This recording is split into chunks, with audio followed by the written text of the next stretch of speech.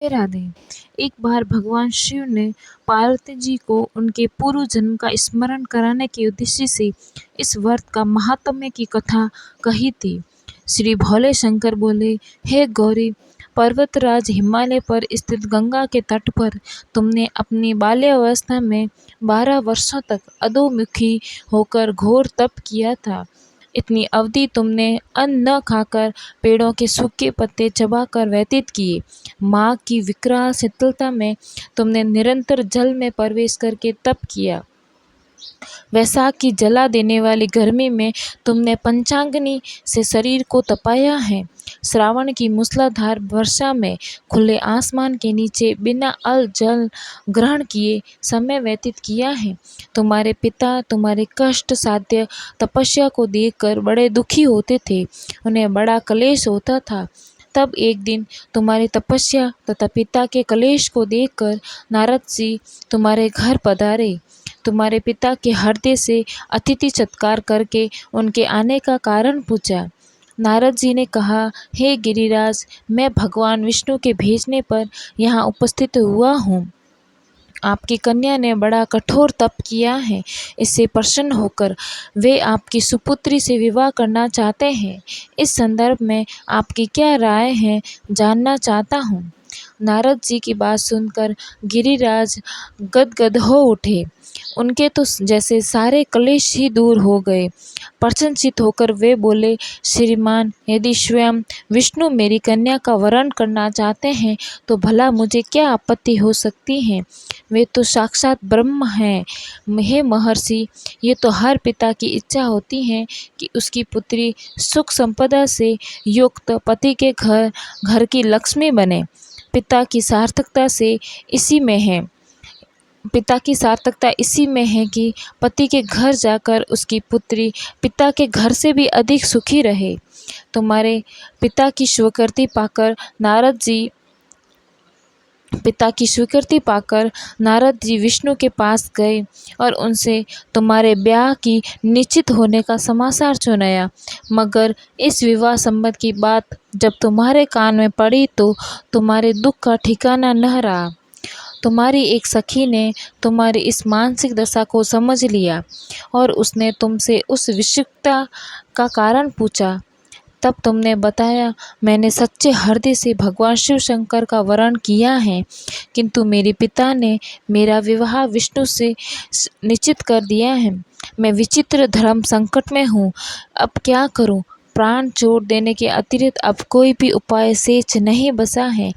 तुम्हारी सखी बड़ी ही समझदार और सूझबूझ वाली थी। उसने कहा, हे सखी, प्राण त्यागने का इसमें कारण ही क्या है। संकट के मौके पर धैर्य से काम लेना चाहिए। नारी के जीवन की सार्थकता इसी में है कि पति रूप हृदय से जिसे एक बार स्वीकार कर लिया, जीवन पर्यंत उसी से निर्वाह करें। सच्ची आस्था और एक निष्ठा के समक्ष तो ईश्वर को भी समर्पण करना पड़ता है। मैं तुम्हें घनघोर जंगल में ले चलती हूँ, जो साधना स्थली भी हो और जहाँ तुम्हारे पिता तुम्हें खोज भी न पाए। वहाँ तुम साधना में लीन हो जाना। मुझे विश्वास है कि ईश्वर अवश्य ही तुम्हारी सहायता करेंगे। तुमने ऐसा ही किया। तुम्हारे पिता फिर भोले शंकर शिव जी से बोले कि तुमने ऐसा ही किया। तुम्हारे पिता तुम्हें घर पर न पाकर बड़े दुखी और चिंतित हुए। वे सोचने लगे कि तुम न जाने कहाँ चले गए। मैं विष्णु जी से उसका विवाह करने का प्रण ले चुका हूँ। यदि भगवान विष्णु बारात लेकर आ गए और कन्या घर पर न हुई तो बड़ा अपमान होगा। मैं तो कहीं मुंह दिखाने के योग्य भी नहीं रहूँगा। यही सभी सोचकर गिरिराज ने शोर शोर से तुम्हारी खोज शुरू करवा दी। इधर तुम्हारी खोज होती रही, उधर तुम अपने सखी के साथ नदी के तट पर एक गुफा में मेरी आराधना में लीन थी। भाद्रपद शुक्ल तृतीया को अस्त नक्षत्र था। उस दिन तुमने रेत के शिवलिंग का निर्माण करके व्रत किया। रात भर मेरी स्तुति कर गीत गाकर जागी। तुम्हारी इस कष्ट साध्य तपस्या के प्रभाव से मेरा आसन डोलने लगा, मेरी समाधि टूट गई। मैं तुरंत तुम्हारे समक्ष जा पहुंचा और तुम्हारी तपस्या से प्रसन्न होकर तुमसे वर मांगने के लिए कहा।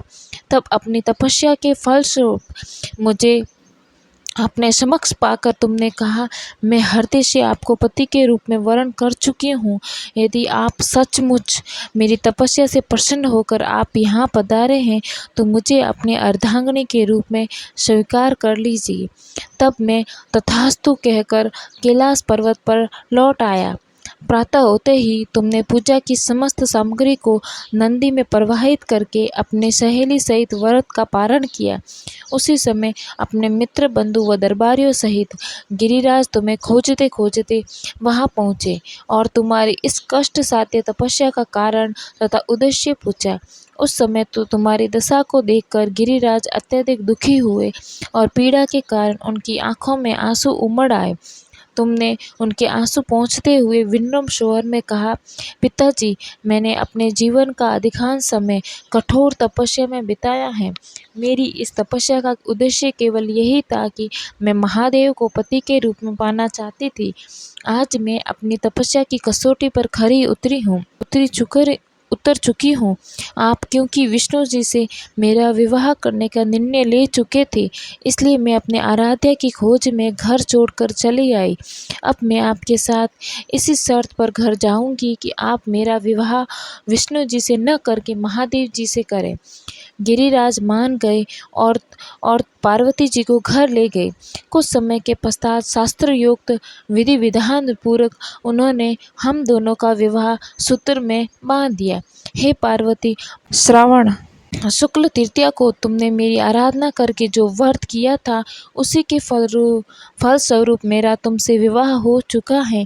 इसका महत्व यह है कि मैं इस व्रत को करने वाली कुंवारियों को मनवांछित फल देता हूँ। इसलिए सौभाग्य की इच्छा करने वाली प्रत्येक युवती को यह व्रत पूरी एक निष्ठा और आस्था से करना चाहिए।